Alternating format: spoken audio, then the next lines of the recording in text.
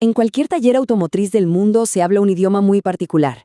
No me refiero al español o al inglés, sino a un lenguaje de precisión milimétrica y fuerzas que no se ven.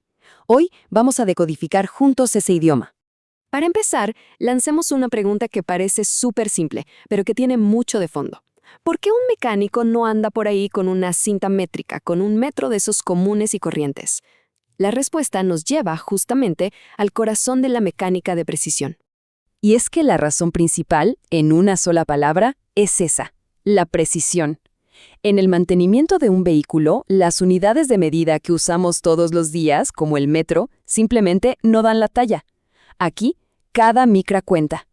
A ver, pensemos un segundo. ¿Alguien se imagina intentar medir el grosor de un aro de pistón o la holgura de una válvula con una cinta de carpintero? Sería, pues, una locura. Es prácticamente imposible conseguir la exactitud que se necesita para que un motor funcione como debe ser. Entonces, si descartamos el metro, ¿con qué medimos?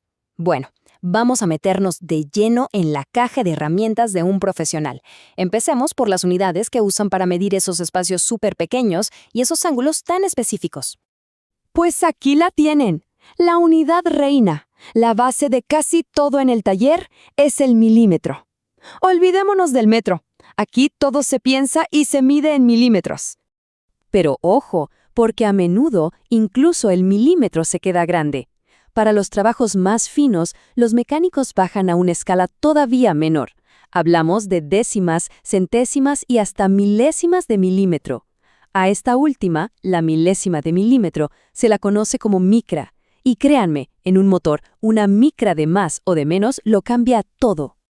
Muy bien, eso es para las distancias.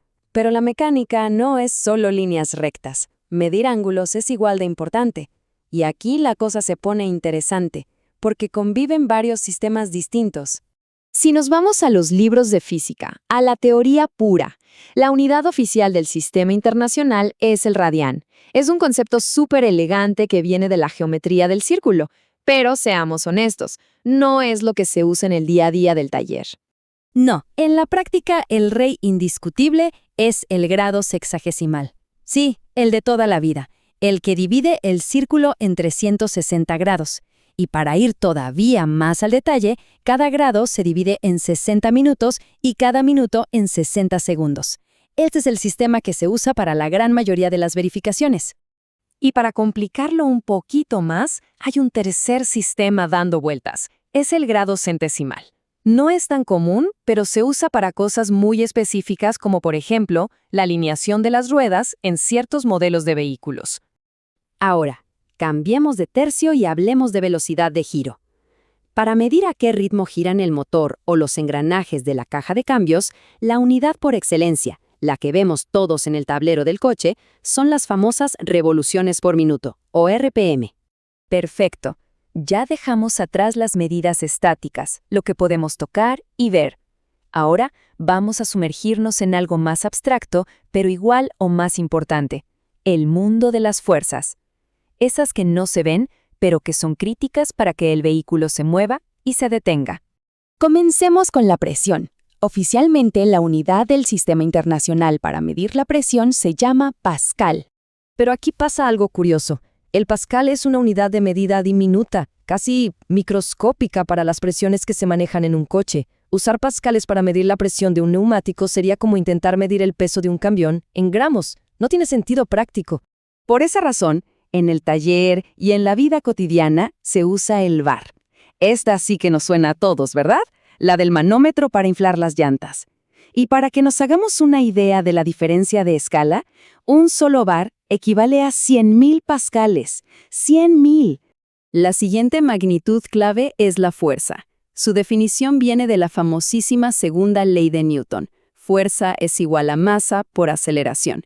Y como no podía ser de otra manera, la unidad oficial para medirla es el newton. Y, ¿adivinan qué? Nos pasa exactamente lo mismo que con el pascal. El newton, para las fuerzas brutales que se generan dentro de un motor o en un sistema de frenos, es una unidad que se queda corta, es demasiado pequeña para ser cómoda. Así que, para simplificar las cosas, es súper común que los mecánicos utilicen el decanewton. El nombre ya nos da la pista, ¿no? Es muy sencillo. Un decanewton son simplemente 10 newtons, mucho más manejable. Y aquí, una pequeña pausa para aclarar algo que siempre genera confusión. La diferencia entre masa y peso. Son dos cosas distintas. La masa es la cantidad de materia que tiene algo y se mide en kilogramos. No cambia, es la misma aquí o en la Luna. El peso, en cambio, es una fuerza. Es la fuerza de la gravedad tirando de esa masa. Por eso se mide en newtons y sí que cambia dependiendo de la gravedad del lugar. Y llegamos a la joya de la corona en cualquier taller, el par de apriete, o como muchos lo conocen, el torque. Entenderlo es muy fácil si lo vemos en 3 pasos. Primero, aplicamos una fuerza. Segundo, lo hacemos con una herramienta que actúa como palanca, como una llave. Y tercero, esa combinación crea un momento de giro, que es lo que aprieta el tornillo. El valor de ese par de apriete se calcula de forma súper simple. Multiplicamos la fuerza que hacemos por la distancia, o sea, por el largo de la palanca. Por eso sus unidades siempre combinan fuerza y distancia, como el newton metro.